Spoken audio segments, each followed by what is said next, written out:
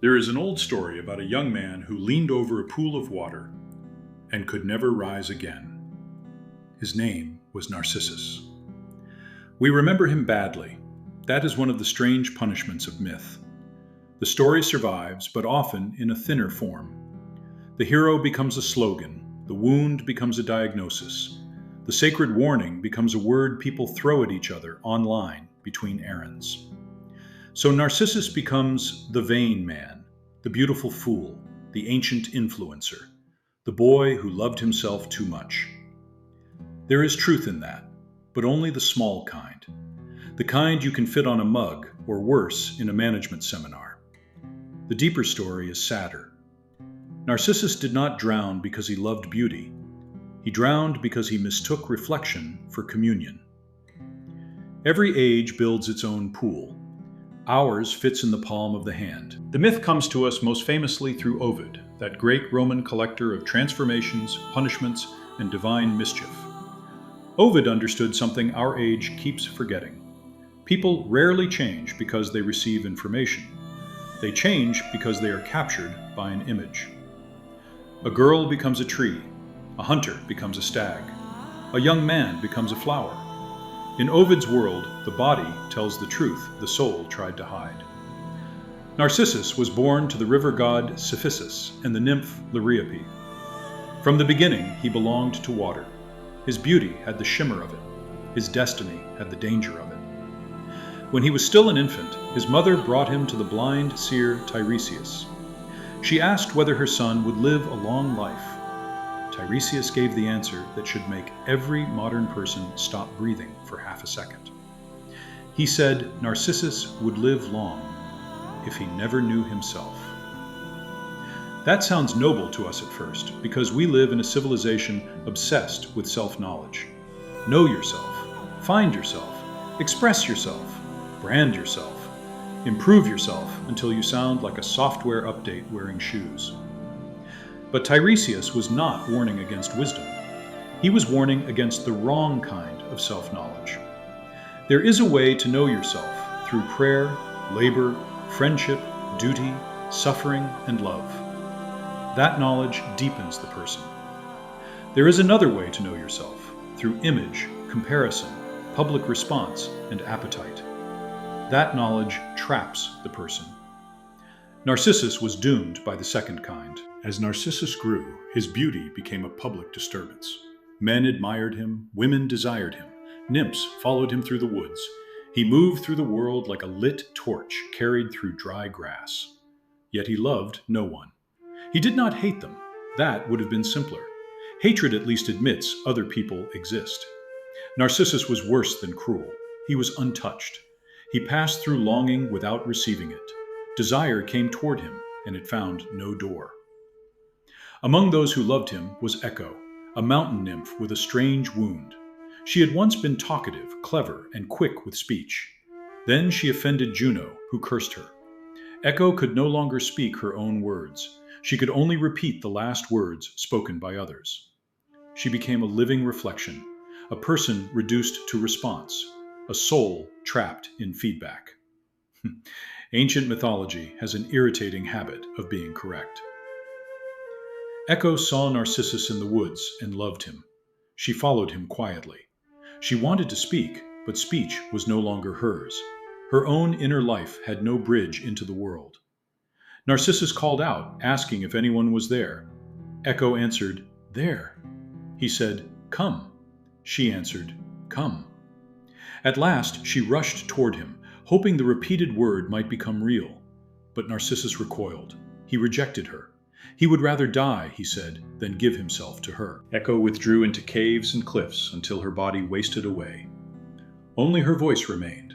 Even now, in the old imagination, when a man shouts into the mountains and hears his own words return, that is echo, not speech. Return, not presence. Reflection. This matters because Echo and Narcissus are twins of the same wound. Echo can only repeat others. Narcissus can only receive himself.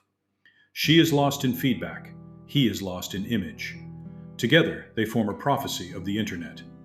The comment section repeats, The feed reflects. The machine learns what we answer to, then gives it back with smoother edges and sharper hooks. Somewhere, Ovid is looking at a smartphone and muttering that Rome fell too early. After Echo's rejection, the gods hear the cries of those Narcissus has wounded. Nemesis, the goddess of retribution, answers. She does not strike him with lightning. She does not send a monster.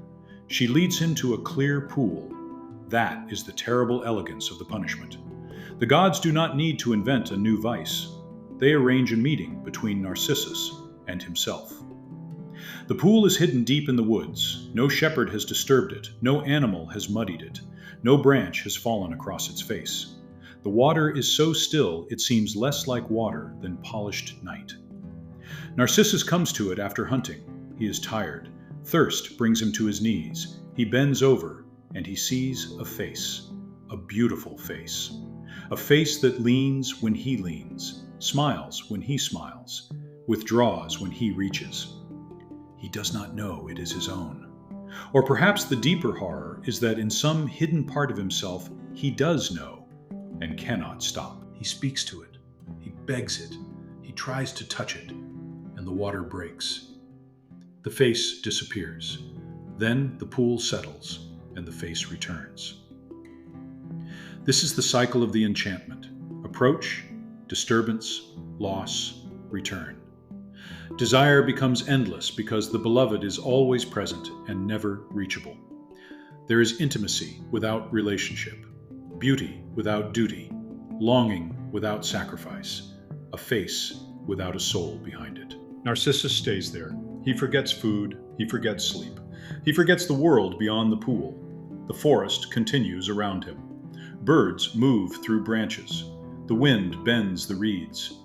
The sun crosses the sky and leads. Night comes with its cold breath. Morning returns. None of it can break the spell. The world is alive. Narcissus kneels before an image.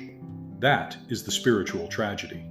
The problem is not the sight of himself. Mirrors are not evil. Water is not evil. Beauty is not evil. The problem is that the image becomes a closed circle. He cannot move from sight into love. He cannot move from beauty into gratitude. He cannot move from self-awareness into service. He remains bent over the pool, attending to a version of himself that cannot speak, cannot give, cannot forgive, and cannot ask anything noble of him. At last, he wastes away. In some versions, he dies there. In others, he wounds himself, and his blood gives rise to the Narcissus flower. Even in the underworld, Ovid says, Narcissus keeps looking at himself in the waters of the Styx. The punishment follows him past death. A man who cannot look outward carries the pool within him. Now let us bring the pool forward. The modern mirror is no longer fixed to a wall. It travels with us. It wakes beside us. It eats with us. It enters churches, bedrooms, classrooms, kitchens, hospitals, funerals, battlefields, and birthday parties. It has a lens on both sides. One side faces the world. The other faces us.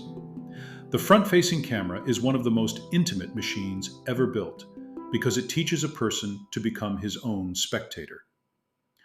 Older mirrors were private and still. You stood before them in the morning to shave, brush your hair, adjust your collar, and check whether you had begun visibly falling apart. A noble function. Civilization depends on people noticing spinach in their teeth before public speech.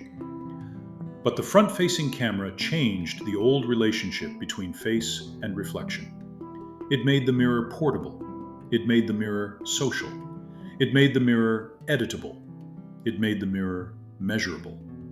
Most of all, it made the mirror publishable. That last change is the hinge. A private mirror asks, "How do I look?" A social camera asks, "How will I be judged?" That is a very different question. Think of what happens when a selfie enters the platform. The camera captures the face. The platform stores the image. The software compresses it, formats it, and prepares it for movement through the feed. Computer vision systems may detect whether the image contains a face, where the eyes sit, what objects are present, what setting surrounds the person, and what expression appears. Then the platform watches the public reaction. Who paused? Who liked? Who commented? Who shared? Who saved? Who clicked the profile? Who watched the story again? Who left after 1 second, which is the modern version of being slapped by a ghost.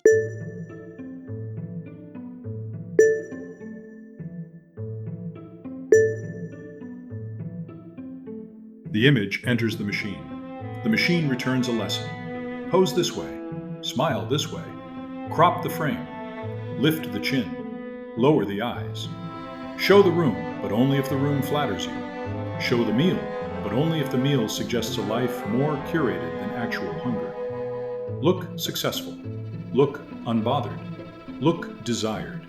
Look pure. Look dangerous. Look wholesome. Look expensive, even if your bank account is quietly screaming in a cupboard. The person posts a face. The machine trains a mask. The danger here is not vanity alone. Vanity is ancient. Every village had a Narcissus. He usually stood near reflective spoons at weddings. The deeper danger is mediated identity. A person begins to see himself from the outside while still trying to live from the inside. That split is exhausting. You are eating dinner, but also watching yourself eat dinner. You are standing before a mountain, but also arranging your body so the mountain becomes proof of your own importance. You are visiting a cathedral, a canyon, a beach, a battlefield, a nursery, a hospital room, and half your attention is quietly asking whether the angle works. The world becomes set dressing for the self. The given moment becomes raw material for display. The face becomes an interface. And because the platform measures response, the self begins to bend around the metric. This is where Narcissus returns. He did not fall in love with himself as a living person. He fell in love with an image that could not love him back. The feed offers the same bargain: attention without communion, audience without friendship, visibility without duty, applause without nearness. A person can be watched by thousands and still be profoundly unseen. That is no small wound.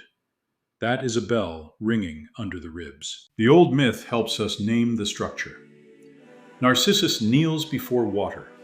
The modern user bends toward glass. Narcissus reaches, and the image breaks. The modern user posts, waits, refreshes, deletes, reposts, edits, checks again. Narcissus cannot possess the face in the pool. The modern user cannot possess the self that performs well online. It is always slightly ahead, slightly thinner, slightly more attractive, slightly happier, slightly more articulate, slightly more successful, slightly more morally impressive, which is the most nauseating kind of performance, like incense sprayed from a fire extinguisher. This is why filters matter. A filter is not merely decoration. Used constantly, it teaches suspicion toward the natural face. It says the given face is a draft. The human face becomes an unfinished product. The eyes need help. The skin needs smoothing. The jaw needs sharpening. The color needs warmth. The background needs control.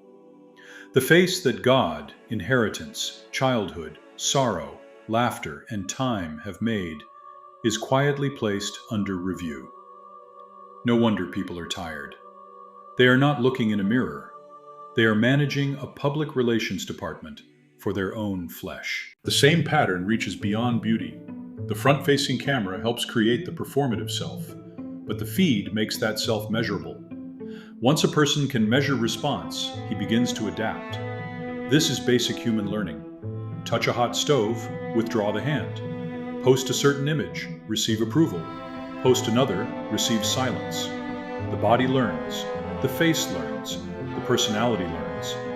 The user becomes a small weather station for public approval, detecting changes in the air pressure of the crowd. Over time, the question changes. At first, the person asks, "Do I want to share this?"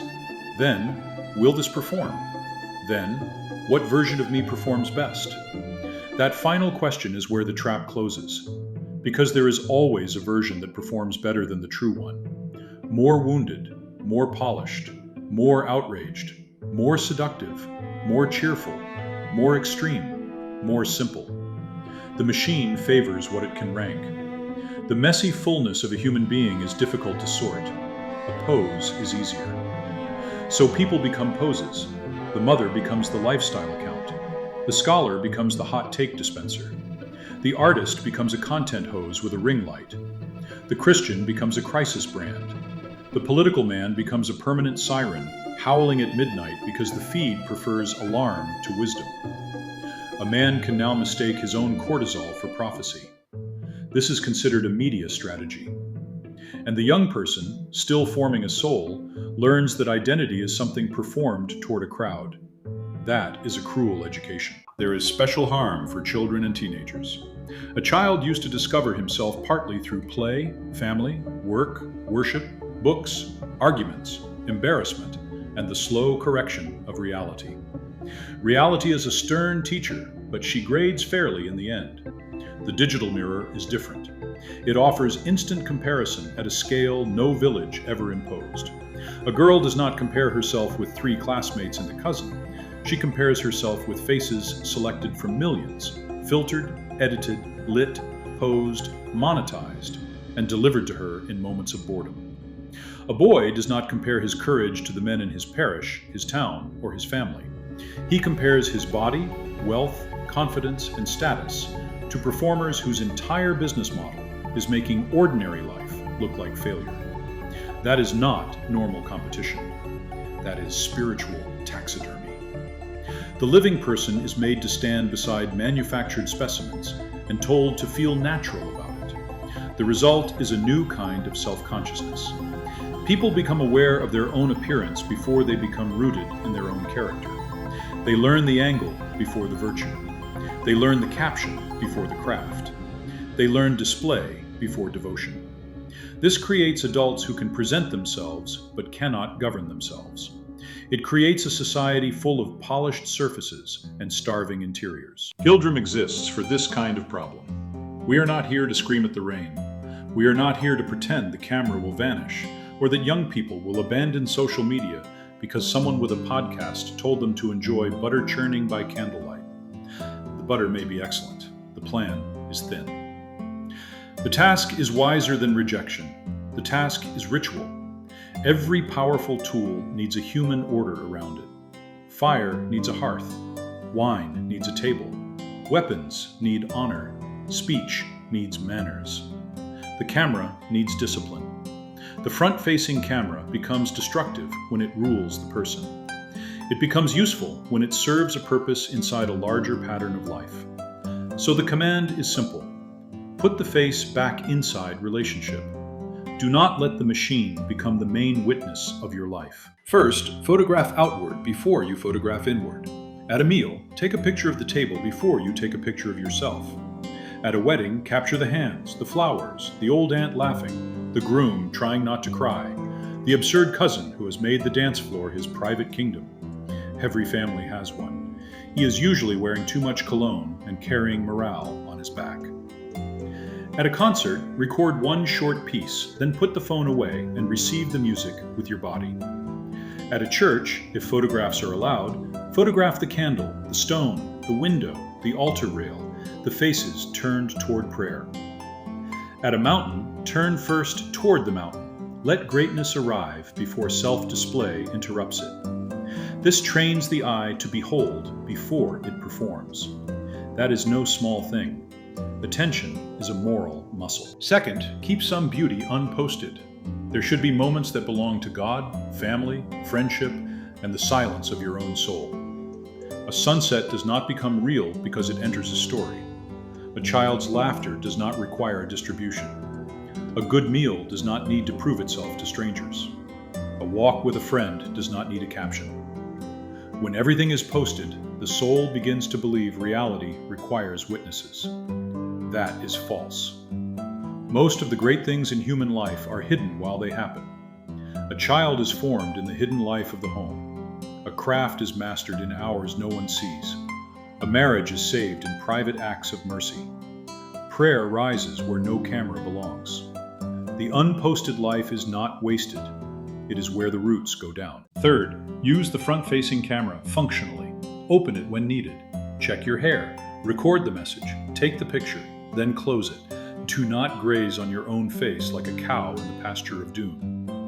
That strange habit of opening the camera, looking, adjusting, looking again, and feeling vaguely worse afterward is not harmless. It trains the mind to monitor the body as an object. You are not an object. You are a person. A person has a face, but the face is not the whole self. It is the visible threshold of the soul. It carries ancestry, weather, choices, laughter, grief, sleep, sin, forgiveness, and time. Treat it with more reverence than the platform does. Fourth, remove beauty filters from daily life. A filter used as play is one thing. A filter used as the normal presentation of the self becomes a quiet act of contempt toward the given face. It says, "I cannot appear unless corrected." That lesson sinks deeper than people think. Let the face be human. Let skin have texture. Let age arrive honestly. Let the eyes look tired when the body is tired. Let joy be visible without being polished into product shine. The world does not need more porcelain avatars pretending to be people. We have enough artificial smoothness. You can feel it squeaking under civilization. Fifth, let other people photograph you sometimes. This sounds small. It is not. A selfie gives control. A photograph from a friend gives relationship. A friend sees what the machine does not see. The way you look when you are listening. The way you laugh before you remember your teeth. The way your face changes when you forget yourself for 3 seconds and become present. That is a better image. Less controlled, more true. The machine asks you to manage yourself. A friend lets you be seen. There is mercy in that. Sixth, create before you display. This may be the strongest rule of all. Before posting the face, make something with the hands. Write the paragraph, cook the meal, repair the chair, plant the herb, record the song, clean the room, read the chapter, teach the child, call the friend, visit the sick. Stack some small act of reality beneath the image. Then, if you share, the image becomes a sign of life rather than a substitute for it. This is how the spell breaks. Narcissus kneels because he has nowhere else to go. His image has no path outward. His beauty does not become work, family, service, worship, or love. The cure for Narcissus is not ugliness. The cure is communion. The cure is the face of another human being looking back, without metrics, filters, or a refresh button. The cure is work that takes you out of yourself. The cure is worship that orders the self beneath something greater. The cure is friendship, where you are known in ways no camera can frame. The cure is craft, where the hand learns patience and the mind learns humility. The cure is love, because love makes the self porous. It opens the sealed room. The pool still waits. The camera still opens. The image still calls. There will be days when you bend toward it without thinking. Days when you ask the glass to tell you whether you matter. Days when the feed seems more real than the room. Days when a number under a picture changes the weather inside your chest. Do not be ashamed of the struggle. The tool was built to be intimate. The machine knows where to press. But you are not condemned to kneel forever at the water's edge. Lift your face. Look outward. Find the table. Find the friend. Find the work. Find the sky. Find the God who made the face before the camera named it content. The world is alive around the pool. The reeds still move. The birds still call. The road still waits under your feet. This has been Guildrim, staying human in the age of AI. A grand world awaits.